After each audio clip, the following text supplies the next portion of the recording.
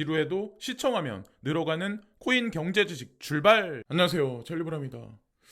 오늘도 영상에서 간밤에 나온 세계 경제, 정치 뭐 이런 얘기들을 이제 중심에서 구조적인 거를 이제 말씀드리려고 하고, 뭐 코앞에 보이는 거는 당장 위믹스죠. 위믹스 지금 당장 뭐 투자하시는 분들이 있는지는 모르겠어요. 근데 다만 이제 제가 이제 보는 거는 아마 600원까지 폭락을 급작스럽게 상패 얘기 들으면서 폭락했었을 때 많은 사람들이 나갔을 것 같고, 지금 또 이렇게 코인 가격이 막 이렇게 1,400원 위로 아마 좀 전에 아마 올라갔을 거예요. 이게 올라가면 또 사람들이 또 관심을 두고 좋은 코인이라고 또 생각을 하고 또 이러거든요. 또 여기서 이게 7일날 판결이 명확하게 안 나온다. 그럼 또 거기서 급등락이 반복될 거고, 거기서 또 피해자가 나올 거고, 그리고 단기간에 만약에 7일날 이게 종식이 안 돼서 또 연기된다고 했었을 때, 거기서 또 피해자가 나올 거고, 많은 투자자들은 또 힘드니까 또 떨어져 나가시는 분들이 있을 거고, 그래서 그렇습니다. 투자하신 분들은 할 수 없고 새로 진입하시는 분들은 좀 극도로 조심해야 되는 그런 시점이 아닐까 생각합니다. 예. 근데 세럼 같은 경우는 급작스럽게 이제 가격이 좀 올라갔는데, 아시겠지만 세럼은 솔라나 생태계하고 아주 깊숙하게 연관되어 있는 그 아주 괜찮은 코인입니다. 그래서 지금 이거를 뭐 사야 된다라고 제가 말씀드리는 건 아니고, 예전에도 제가 FTX하고 연결해서 한번 언급을 드린 적이 있었죠. FTX가 괜찮게 만약에 흘러간다는 징조가 있으면 세럼이라든가 FTT는 뭐 어떻게 될 거다. FTT는 현재 그 바이낸스 BUSD 마켓에서 현재 인큐베이터에서 뭐 보호 중이다. 뭐 이런 얘기를 제가 말씀드린 것 같은데, 어쨌건 세럼도 뭐 그냥 아무 근거 없이 이렇게 그냥 올라간 것 같진 않습니다. 근데 어쨌건 위믹스는 개인 투자자들이 여기까지 가격을 올려놨다라고는 저는 생각은 안 해요. 이것도 분명히 누군가가 개입이 돼 있겠죠. 보이지 않는 손이. 그래서 하여튼 조심해야 되지 않을까라는 생각을 합니다. 올라가면 또 사람들은 또 괜찮은 코인이라고 또 생각을 해버리죠. 올라간 상황 내에서. 또 떨어지면 스캠이라고 또 치부하고. 오페크 플러스 러시아 유가 상한제에 앞서 1월까지 하루 200만 배럴 감산 유지에 동의했다. 그래서 증산 합의가 이루어지지 않았어요. 증산 합의가 이루어진다면 현재 인플레이션 하락에 조금 더 긍정적인 방향을 우리가 좀 앞당겨 볼 수 있겠지만, 감산이란 얘기는 감소시킨다는 얘기잖아요. 거기다가 지금 유로존하고 미국에서 뭐 유가 상한제를 도입을 해서 그것으로 인해서 뭐 러시아한테 제재를 가하겠다라고 얘기를 했는데, 러시아에서는 눈 하나 깜짝 안 하고 있는 현재의 상황. 그래서 이 유가와 같이 이 현물 경제하고 해가지고 제가 조금 이따 어떤 건지 한번 말씀을 한번 드려볼게요. 그래서 어떤 분들한테는 이런 부분을 제가 설명해 드리면 좀 도움이 되실 분들이 있을 거고, 당장 내가 산 코인이 중요한데 그런 정보가 더 중요하다라고 하실 분들도 아마 있을 거예요. 근데 저는 좀 약간 코인 투자를 제가 처음부터 했었을 때가 이런 거에 좀 약간 관심이 많았고, 이런 거에 포커스를 맞추다 보면 코인 투자에서 수익은 당연히 쫓아오거든요. 근데 다만 이제 중요한 건 장기 프레임이라는 게, 다만 거기서 이제 약간 차이점은 있는 거죠. 이게 CNBC에 이게 나왔거든요. 끊임없는 수요 붕괴로 중국의 제조 부문이 40% 감소했다. 아마 아실 거예요. 제로 코로나 정책을 한 지가 상당히 오래됐죠. 그래서 뭐 중국 국민들이 으쌰으쌰 막 하고 지금 난리가 났는데, 제가 오늘 오전 그 뉴스를 확인해 보니까 조금 완화하는 정책 쪽으로 지금 그렇게 선회하려는 모습이 서서히 지금 보이기 시작을 하거든요. 근데 이게 당장 현물 경제하고 무슨 관련이 있을까? 연준은 과연 이것과 과연 무슨 관련이 있을까? 중국이 제로 코로나를 한다? 그러면 구조적으로 모순이 있던, 구조적으로 문제가 있던 인플레이션 상승을 조금이라도 더 감소시킬 수 있는 어떤 그 확장한 패턴이 보일 가능성이 상당히 높거든요.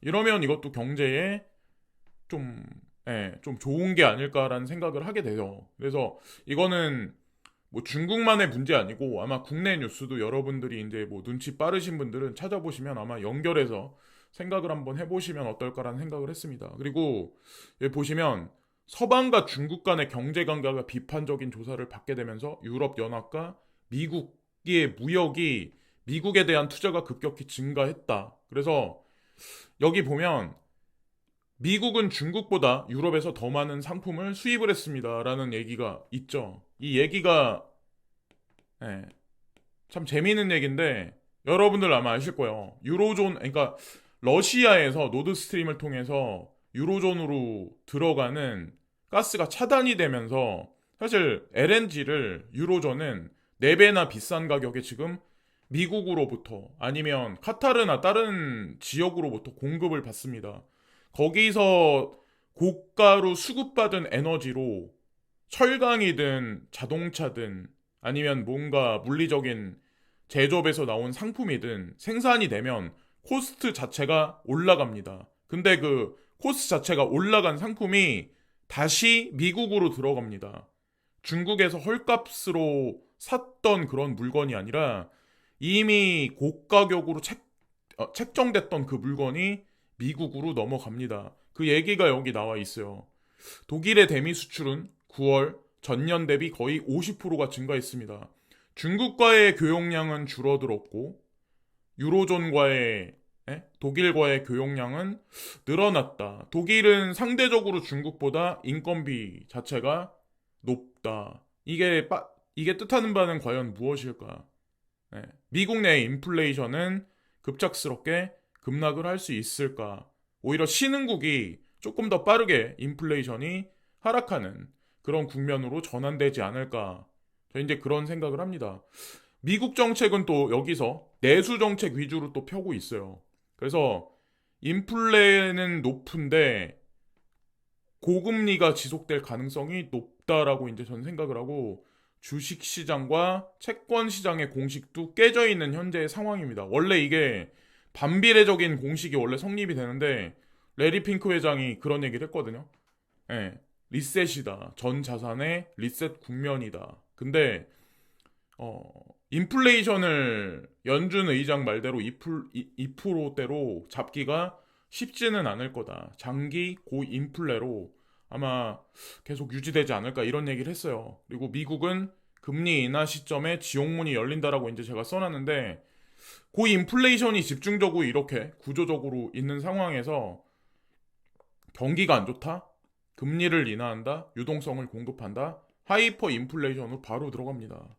그건 또 주식시장의 폭락을 예, 야기시킬 가능성도 높고 그래서 눈치 빠른 기관 투자가들이 어쩌면 올해 말부터 내년 어느 시점까지 주식과 채권을 정리하고 가상자산 시장으로 들어올 수도 있어요. 이거는 제 개인적인 피셜이 아닙니다. 그래서 거시적인 관점에서는 아마 이런 메커니즘 흐름이 나오지 않을까라고 이제 저는 조심스럽게 생각을 합니다. 상대적으로 중국 같은 경우는 본인이 내수라고 수출도 하잖아요. 근데 만약에 코로나를 해제를 시킨다?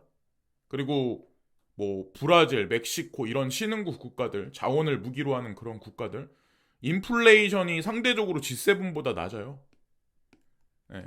G7 국가들보다 상대적으로 낮습니다. 그러면 이들 국가는 중국은 얼마 전에 지준율을 인하를 했었죠. 돈풀기 작업을 하고 이 돈풀기 작업을 하면 주식이든 채권이든 아마 가치가 올라갈 확률이 높지 않을까라는 생각을 하게 됐습니다. 이거는 뭐 좀 이따 제가 블랙록에 견해를 곁들여서 이제 좀 부가적인 설명을 다시 한번 이제 드릴 거고 이 유가 상한제에 관해서 상한선이 60달러로 책정이 됐다고 하는데 자넷 옐런 재무장관도 이제 그런 얘기를 했었죠. 근데 여기 보면 60달러를 러시아에서는 받아들이지 않겠다. 그럴 바에는 석유를 판매하지 않겠다라는 노선을 했어요. 그러니까 유로존에 우리는 석유 판매를 안 할 거야라는 공식이 성립이 됐습니다. 예, 미국에서 이걸 만들어 버렸죠. 그리고 이 얘기를 유로존에서 하니까 당연히 유로존에서는 비싸게 만든 물건을 미국에 비싸게 팔아먹고 예, 그러면 미국은 인플레이션에 덫에 갇히게 되는 그런 결과가 이게 단기적으로 끝나진 않을 겁니다. 예, 중국과의 교역량이 오히려 늘어나야 되는데 그 교역량은 점점 줄어들고 코스가 높은 유로존과의 교역량은 점점 늘어나고 이 상황 거기다가 인플레이션, 예, 그 법에 의해서 인플레이션 뭐 반대법인가 뭐 그것에 의해서 자국민의 그러니까 노동 수요를 증가시키기 위해서 트럼프도 그렇고 바이든, 특히나 이제 바이든 행정부가 유로존에다가 그거를 요구했잖아요.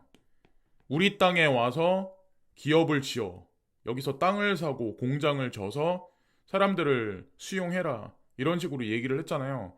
그럼 과연 미국인들의 GDP, GNP, 그러니까 뭐 임금이 상대적으로 시간당 임금 비율이 높은데 거기서 생산되는 어떤 그런 물건들이 과연 자국 내 인플레이션을 하락하는데 근본적인 해결 요소가 될까?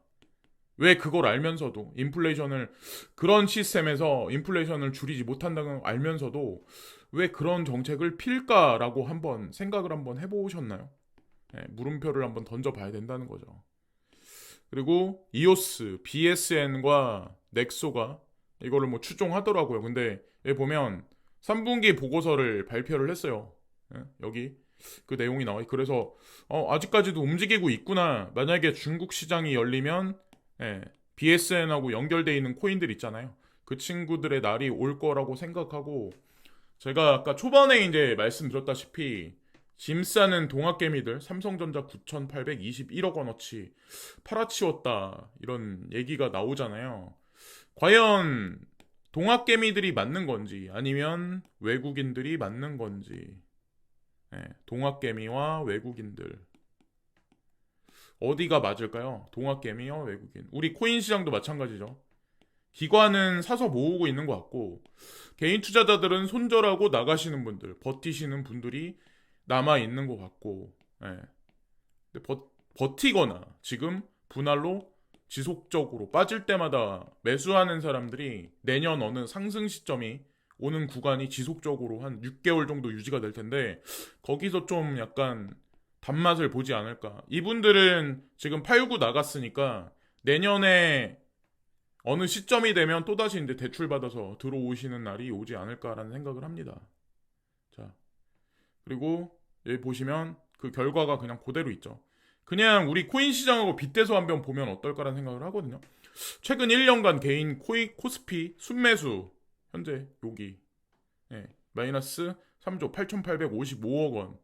액수가 중요한 게 아니라 이 차트상 보면 우리 코인 시장하고 거의 흐름이 비슷하지 않을까라는 생각을 하게 됐습니다. 그래서 이것도 그냥 지나가는 김에 말씀드리는 거고 인베스팅닷컴에서 인플레이션으로 인해서 제롬 펄 연준 의장이 궁지에 몰렸다. 그래서 강력한 금리 인상 시사를 못해. 그래서 많은 사람들이 0.5% 금리 인상 그리고 0.25% 곱하기 2번에서 3번 정도 금리 인상을 지금 보고 있는데 이대로 될 가능성이 뭐 바뀌지는 기조 자체가 바뀌지는 않은 것 같아요. 그래서 대중이 됐건 뭐 누가 됐건 투자자들이 됐건 많은 사람들이 지금 연준한테 금리 피봇을 빨리 해라 라는 얘기를 하는데 실제로 만약에 금리 인하 시점이 오면 미국 경제에 어떤 여파를 미칠지 그러니까 사람들은 보통 상식적으로 생각했을 때 금리 인하해서 돈을 풀면 경제 주식시장 엄청나게 급등할 거야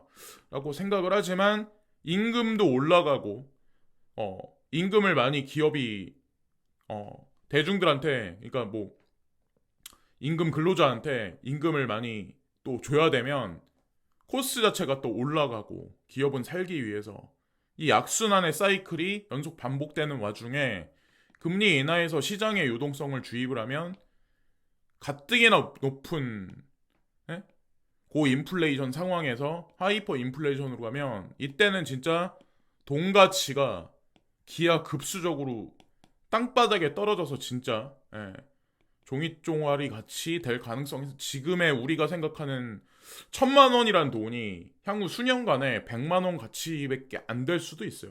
그 얘기는 1억 원이 1,000만 원 가치밖에 안 될 수도 있다는 거죠. 그래서 지금 뭐 연말에 보면 뭐 송도 신도시 집값이 어떻게 됐네 뭐 마포의 집값이 어떻게 됐네 뭐 송파의 집값이 어떻게 됐네 뭐 다 망했네 중국 뭐 어떻게 됐네 뭐 이런 얘기들이 되게 많이 나오잖아요. 근데 어떻게 보면 올 연말부터 내년 뭐 3, 4월 어느 시점까지가 부동산의 적극적인 매수 시기가 아닐까. 특정 지역, 군을 중심으로 해서 서울 같은 경우는 용산, 예. 용산이 제가 개인적으로 보는 마지막 그런 거고, 예, 어쨌든 지나가는 김에 그냥 말씀드리는 겁니다. 자, 그리고 여기 블랙록이 저랑 이제 뷰가 동일하거든요. 레리 핑크 회장이. 제가 이걸 보고 저는 기존에 이 얘기를 계속 했었어요. 이 뉴스는 12월 4일 날 나온 거고, 블랙록의 경고 5% 장기 고물가 모든 것이 달라진다. 미국은 지금 이거는 전 세계를 보고 얘기하는 것보다 미국 경제를 보고 지금 얘기하는 거거든요. 근데 여기 이 기사에 어떤 내용이 나오냐면 내수 정책을 위주로 펴려는 미국 정부로 인해서 장기 고물가는 고착화될 가능성이 높다라는 얘기를 하거든요. 당연히 내수 시장에서 만약에 미국인들을 시간당 임금이 상대적으로 중국인들보다 베트남 사람들보다 높은데 그럼 당연히 올라갈 수밖에 없죠. 거기서 경기가 안 좋아진다, 돈을 푼다. 네. 주식시장, 채권시장, 불안한 상황. 여기서 기관 투자가들은 과연 어떤 결정을 내릴지. 거기에 사실은 가상자산 투자에 향후 10년간의 묘미가 아마 있을 겁니다. 그리고 비트코인 1만 달러 추락 무서운 경고 내년 전망 봤더니 뭐 어쩌고저쩌고. 그래서 기사 헤드라인부터 보면은 상당히 부정적인 얘기. 그리고 댓글도 보면 거의 대다수가 코인 시장에 관해서 상당히 부정적인 견해들이 상당히 많아요. 근데 아시겠지만 뭐 대중 투자자와 대중이 바라보는 거 그리고 미디어에서 뭔가 일관되게 한쪽 방향으로 부정적으로 얘기가 나오면 그때가 사실은 시그널일 수도 있다는 거죠. 그리고 이거는 뭐 지진 얘기인데 인도네시아 자바섬 세메로 화산 대규모 분화 피해 우려 뭐 제가 얼마 전에는 하와이 자 인도네시아 다 불의 고리죠. 불의 고리. 사람들은 일본 얘기만 많이 해. 일본 뭐 침몰하면 뭐 어떻게 일본 침몰하면 한국 경제도 단기간에는 아마 휘청휘청 거릴 것 같은데 제가 보기에는 뭐 미국도 중국도 다 마찬가지로 이게 중요한 게 아니라 불의 고리에서 이제 피해야 된다는 거죠. 예. 슬슬 고려를 어느 정도는 해놔야 된다는 거죠. 미국 서부도 마찬가지고 그래서 그냥 쓱 지나가는 김에 어차피 뭐 당장 발등에 떨어져야 우리는 보통 인지를 많이 하는데 미리 한 5, 6년 전부터 미리 생각을 하면서 좀 리마인을 계속 해두는 게 좋지 않을까라는 측면에서 이 뉴스도 캡처를 했습니다. 그래서 오늘 뭐 여러 가지 뉴스들을 이제 보여드렸는데 제가 아까 초반에 말씀드린 제 개인적으로 생각하는 뷰와 레리 핑크 회장이 생각하는 인플레이션의 뷰 그러면 거기서 이제 주식시장의 방향성과 가상자산 시장의 방향성을 알 수가 있고 FTX 파산 사태의 결론이 나와서 제도권 수용이 언제 될지 ETF가 어떻게 될지도 대충은 아마 이렇게 퍼즐을 맞춰보면 어느 정도 라인 형성이 아마 보일 거예요. 2023년에 관해서. 여기까지만 말씀드리면서 오늘 방송도 마치겠습니다. 오늘도 좋은 하루 되세요. 감사합니다.